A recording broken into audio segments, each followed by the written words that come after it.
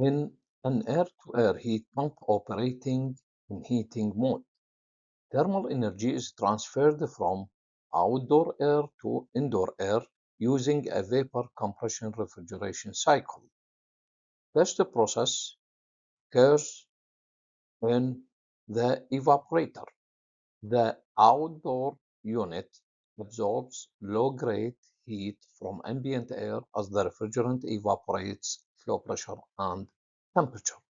Second process occurs at the compressor.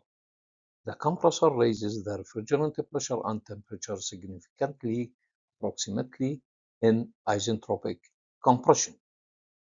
The third process occurs in the condenser.